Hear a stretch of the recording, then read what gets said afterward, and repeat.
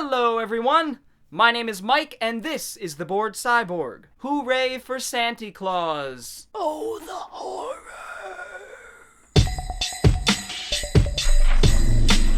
Today I'll be taking a look at a seminal, more like urinal, Christmas classic. A film so fetidly foul it resembles a festering mound of feces. A movie that makes me madder than the Mad Hatter on crystal meth matter. A picture that profoundly pisses me off and poops on the potent power of cinema. The film?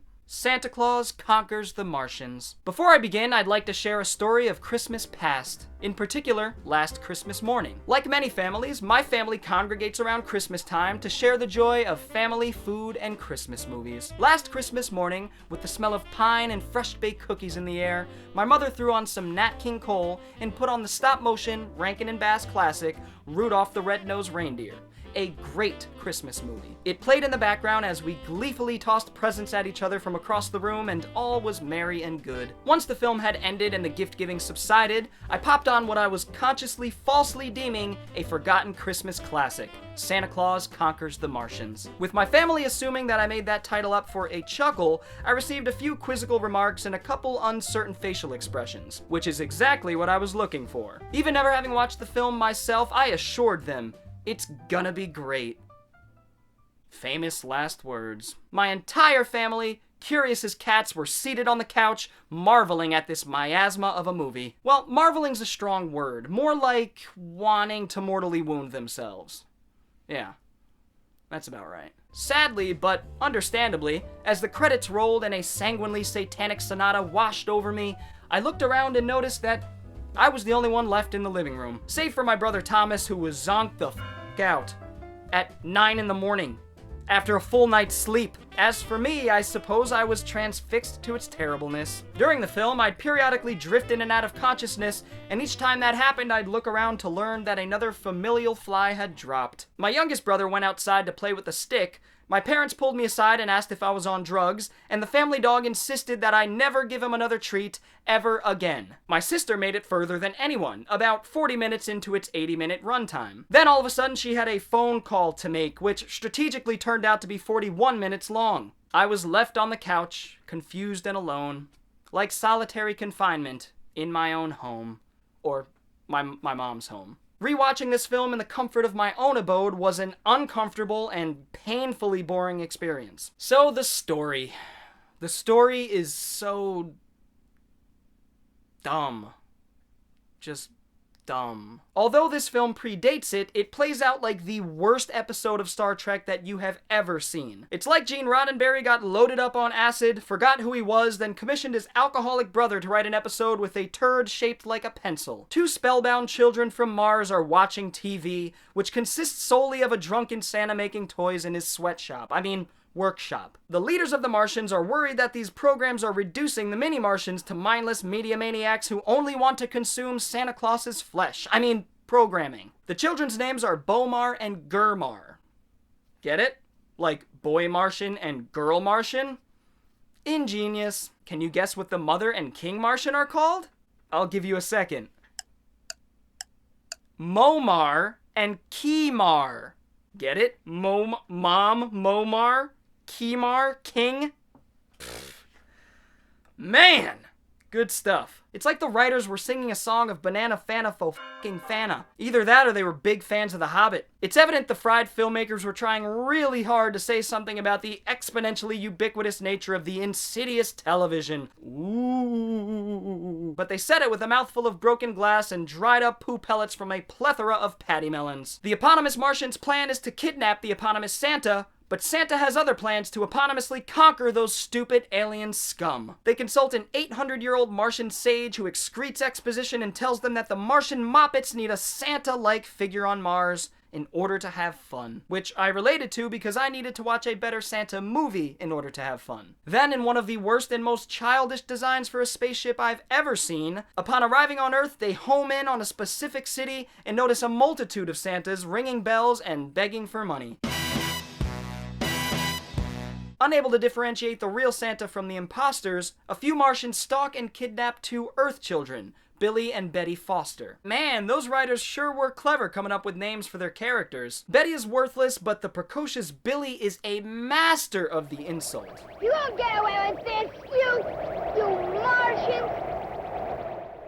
Got him! You're ugly! Oh yeah? Well, you're a human!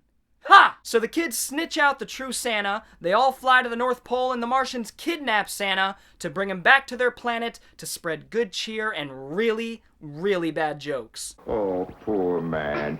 He's fainted, just like someone who's seen a ghost.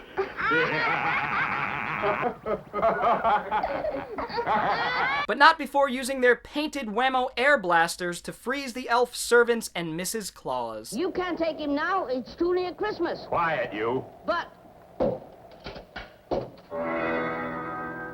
Fun fact, this film marks the first cinematic appearance of Mrs. Claus.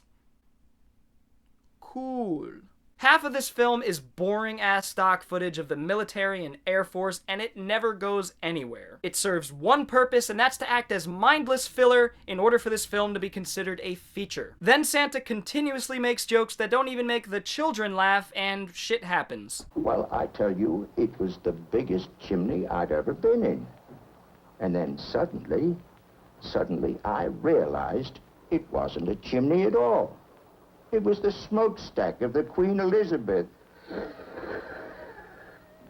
Then more stupid shit happens while I contemplated my life choices. Santa, I suppose, conquers the Martians, at least in one sense of the word, and then the film ends. Thank the Lord. And that's the story in a rancid nutshell. And if I were to elaborate any further, my brain cells would rebel and invoke a biological civil war. So let's talk about the so-called characters and the technical ineptitude of the film. Santa Claus is played by an obviously inebriated, middle-aged creeper named John Call. The only other acting job this guy got 7 years after the film was released was O'Leary the Doorman in the Anderson tapes. His performance is uncannily atrocious. It's really the worst portrayal of Santa that I've ever seen. Like, even in real life. The Santa Claus posted outside of my grocery store last week gave a better performance. And I really hope the majority of this dude's lines were ad-libbed and weren't written by a sane human being. Prancer and Dancer and Dunder and Blitzen and Vixen and Nixon. Nixon, what? I always consonant, I get those names mixed up. His drunk ass is so bumbling and incoherent that I felt like I was watching Bad Santa. I wish I was watching Bad Santa. The jovial, kinda creepy, and morbidly obese symbol of love and joy is replaced by something that leans closer to his sinister anagram. Satan! Satan! However, there is a character that does the opposite of suck, which ironically is the same thing. The incompetent antagonist, the man with no coherent plan, the OG Martian, the one, the only, motherfucker, Voldar! Played by Vincent Beck. This dude is a true thespian and is also mad buff. Voldar, which sounds like a Power Rangers villain, is a seething prick. Now I'm warning you, change your attitude. You finished, Chief? The actor's conviction is admirable, as it's evident he believes he's performing in a Shakespearean adaptation. There's only one Santa Claus, and he's an Earth. Well, I guess that takes care of that. Each line is delivered with an air of confidence, vigor, and ferocity. OG Voldar refuses to soften the Martian children up with Santa Claus and Christmas gifts, and ultimately disagrees with how Kimar is running the show. So he and a couple of stooge-like lackeys attempt to overthrow the King Martian. One of these underlings has an intense facial twitching issue. Look at him. He's freaking the f*** out. He looks like someone who's mocking an English-dubbed martial arts movie. I will avenge my brother. You will die trying.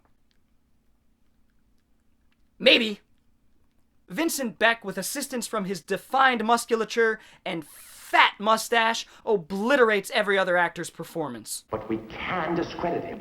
Make him a laughingstock throughout Mars. He also appears to be one of the only sober people that worked on the film, which leads me to the cocaine-addicted Martian Droppo, the lesser-known of the Marx Brothers, played by the cocaine-addicted Bill McCutcheon. Trouble, get below, quickly! This dude is jittery as Michael J. Fox driving off-road in a radio flyer during an earthquake. I'm a terrible person. The King Martian Kimar is yet another worthless character, but he does get into a thrilling fistfight with the rebellious Voldar. And by thrilling, I mean sleep-inducing. Along with the rest of the space junk. This fight sequence is abysmal. Ugh, grubble, grubble, grabble, gribble. Hiya! Kimar and Voldar make Captain Kirk look like John Wick.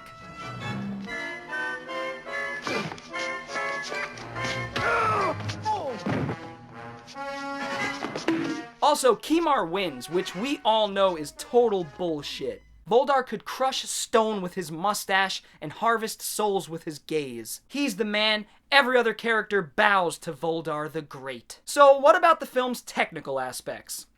They all suck. It's shot like shit, shoddily edited, and sounds like excrement. All of the sets are cheap cardboard cutouts, and they all look like they're about to crumble like a house of cards in a windstorm. Mind you, this film had a budget of $200,000, and in 1964, that wasn't too bad. Manos, The Hands of Fate from '66 had a budget of $19,000, and I would much rather watch that. And that's a strong statement to make. The costume design for the Martians is laughable and effortlessly drab. It's like they had $10 to spend at Michael's and all they had in stock were pipe cleaners and fabrics in goose shit green. They all look like Gumby. The bargain bin antenna atop their head forced the actors to duck every time they walk through a doorway.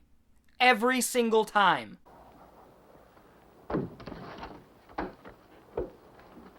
I guess the Martians figured out space travel, but not the internal design of their spaceship. And that inventive, splotchy green spray paint that each of the actors were assaulted with before shooting is a clear example of the film's incompetence. I have to say, I take offense to the fact that all the Martian actors are in green face. How disrespectful. They couldn't have gotten actual green humans to play those parts? Come on. Get out of here. And the kids. The kids are maniacal mini-serfs of the Dark Lord. Every time they laugh, it sends a chill up my spine. Their eyes are as empty as their souls, and they will one day smother the planet with their malevolence, those omnipresent little bastards. And as for the kids in the film, they suck too. Saying that this film falters and blindly stumbles through every aspect of filmmaking is to give it a compliment. It's truly one of the worst movies ever made, but it definitely plummets into so bad it's good territory. Watching it with a group of people is a preferred way to view it, because watching it alone is a supremely depressing experience. I hate it and love it simultaneously, just like myself. This film actually has a Blu-ray release, which I guess I'd like to own and see in HD. I can't even fathom how much worse it could be once everything is crystal clear and it doesn't look like it was transferred by a rutabaga. And I also can't believe that this film has a Blu-ray release, but the Manitou still doesn't. Blasphemers! With no words left to bless this disastrously immaculate conception, I leave you with the single greatest presentation of lyricism of the 20th century. Hang up that mistletoe. Soon you'll hear ho, ho, ho. On Christmas Day you'll wake up and you'll say, hooray for Santa Claus. Hail Satan. I mean, Santa. What's soft and round, and you put it on a stick, and you toast it in a fire, and it's green? I don't know, what? A marshmallow!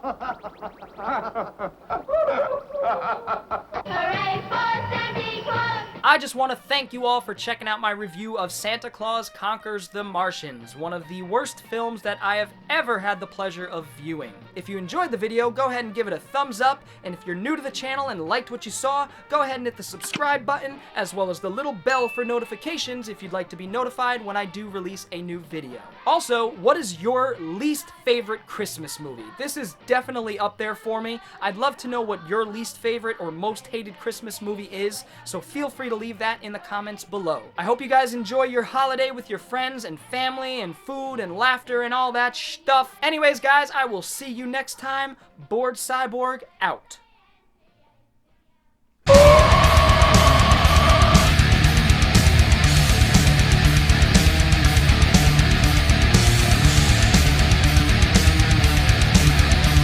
I'll have a Blue Christmas without you. That's my Elvis.